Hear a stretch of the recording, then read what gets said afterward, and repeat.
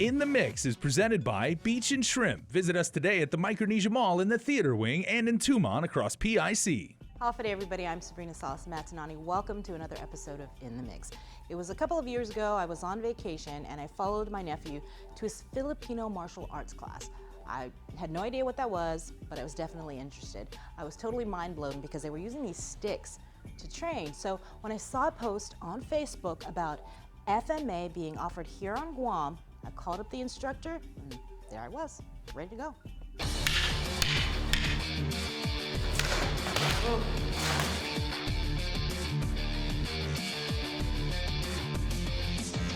Filipino martial arts is the umbrella term for the indigenous fighting styles of the Philippines. Meet Vlad Navaska. He's been practicing FMA for more than 7 years. What got you into it?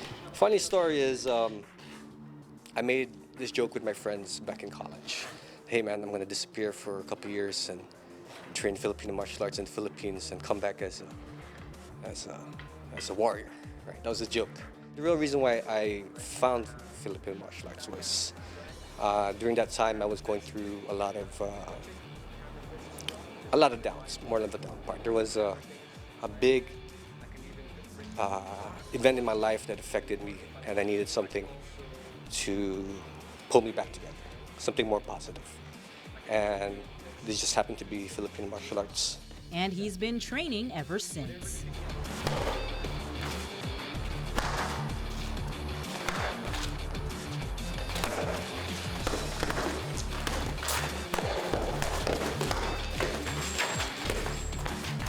There you go, there you go. Right. Okay, so that's just a little too intense for me. Instead, we started with the warm-up and the very basic moves with the sticks, which are supposed to simulate the use of a weapon. Stick itself is a rattan stick. Rattan is a common material used to make furniture. It's from a rattan vine. It's a really tall, more like a pine tree, almost like a pine tree, but it's a long vine, and they use that and they harden the stick to make it use it for training, and that's the common thing we use is the stick, because the stick actually trains the hands. So the motions of the stick translates into hands.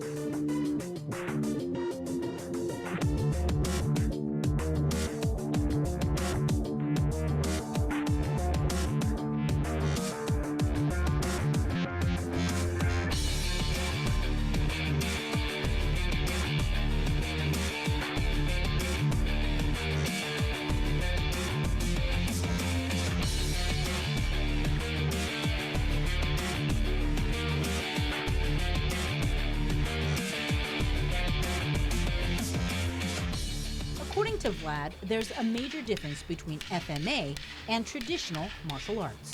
Like in karate, you'll learn a different moveset depending on the weapon you choose, which would be a sword, a sai, a bow staff.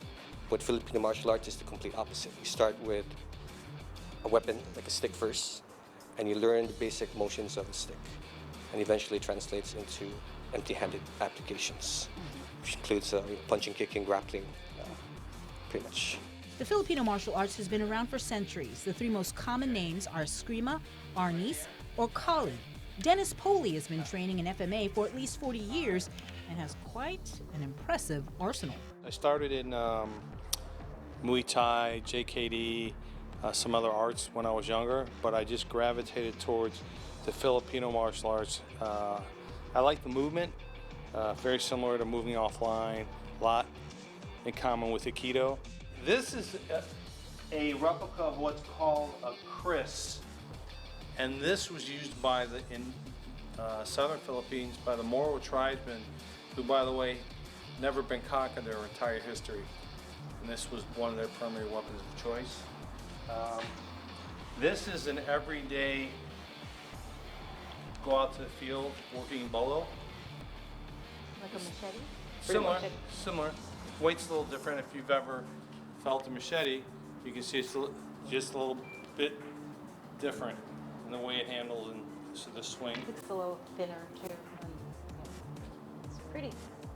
Then this is basically just a practice bolo and some practice knives. This is a particular knife that comes from the Philippines, so a butterfly knife or bali saw. Bottom line, though, according to Vlad, at the root of FMA is that it teaches one to protect themselves. It was back in the days where Filipino martial arts was kept within families and close friends, and it was only taught within that small circle of group.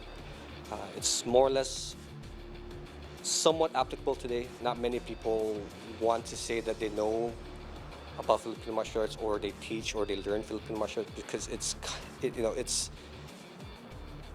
the stigma. I wouldn't say the stigma, but the mindset that this particular art is practical self-defense. It's not a sport, even though there are some people in the world that use it as a sport. This is actually not a sport. Filipino martial arts is practical self-defense.